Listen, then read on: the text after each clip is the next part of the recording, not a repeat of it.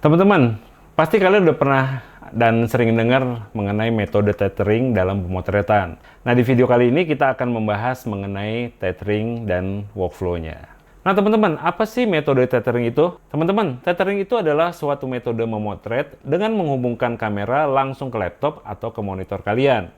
Hasil fotonya langsung ditampilin di layar besar secara real time, teman-teman. Nah, kenapa sih orang butuh banget menggunakan metode tethering ini dalam pemotretannya?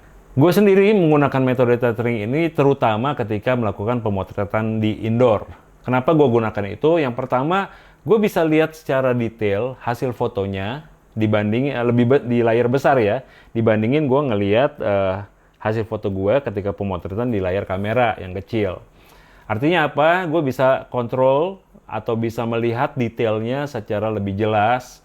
Kemudian kalaupun ada yang shake misalnya itu akan langsung kelihatan. Karena shake-shake tipis tuh nggak akan kelihatan jelas di layar kamera kita, teman-teman.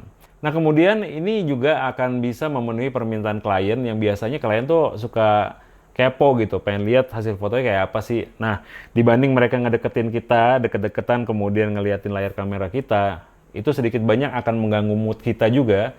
Sebaiknya akan lebih baik ya, kita langsung lempar dengan tethering mode ini, kita bisa kasih lempar image-nya ke layar yang besar, sehingga mereka nggak harus deketin kita, bisa lihat dari jauh, atau bahkan mereka bisa punya monitor sendiri untuk kontrol di tempat mereka duduk gitu. Pastinya akan lebih nyaman. Kemudian juga kebutuhan gue untuk backup pada saat sesi, teman-teman. Maksudnya apa nih?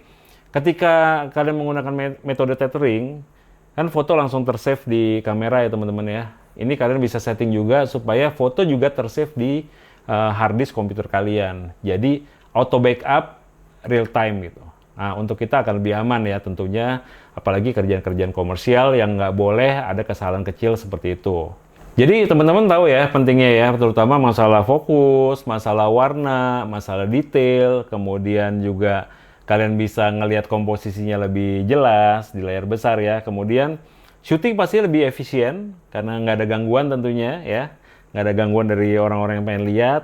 Banyak juga nih akan berguna juga buat teman-teman kita makeup artist misalnya yang bisa ngelihat, oh makeupnya kurang apa ya. Kemudian juga teman-teman yang wardrobe, wah masih lecek nih sebelah sini misalnya harus dibenerin. Jadi koreksinya bisa real time dan bisa dilakukan langsung tanpa ada potensi kesalahan nantinya gitu. Kemudian yang pastinya nih teman-teman, production value-nya akan kelihatan lebih keren. Kita akan kelihatan lebih profesional, kelihatan kerjanya. Nah, sekarang mengenai tools-nya. Apa aja sih tools yang dibutuhin? Ya tentu aja di pemotretan standar ya teman-teman, kalian butuh kamera, kalian butuh lensanya, kemudian kalian butuh kabel tethering-nya, ya, kemudian kalian butuh penjepit kabel supaya kabelnya nggak kemana-mana. Karena kalau nggak pakai penjepit kabel akan bahaya buat USB-C di kamera kalian nih teman-teman. Jadi wajib beli ya. Kemudian software-nya tentu aja. Software ada macam-macam teman-teman. Kalian bisa pakai yang mungkin sekarang udah ada di kalian, yaitu Adobe Lightroom. Ya, gua akan bikin nanti mengenai metode tethering khusus di Lightroom. Kemudian ada Capture One teman-teman. Kemudian juga di Sony ada Creator Apps ya. Di Canon setahu gue ada EOS Utility dan mungkin banyak software-software yang lainnya nih teman-teman. Sekarang udah mulai banyak sih di software yang nggak biasa gitu ya, software-software yang baru. Hanya itu aja, kemudian tentu aja komputer ya, karena kalian butuh install software di komputer. Dan kalian additional, kalian bisa tambahin TV besar seperti yang ada di studio gue ini. Jadi dari laptop nanti disambungkan ke sana. Kita akan bicara workflow-nya habis ini. Nah teman-teman, gimana sih workflow-nya? Nah, seperti yang tadi udah di-mention, setelah kalian udah lengkapi tools-tools yang dibutuhin, kalian bisa langsung hubungin si USB-C ini ke kamera kalian, ya teman-teman. Jadi kalian bisa sambung ke USB-C kalian. Kemudian ada beberapa kamera yang masih pakai micro USB, kalian bisa cari kabel yang pakai micro USB, atau kalau kalian udah terlanjur punya USB-C, kalian bisa beli konverternya dari USB-C ke micro USB.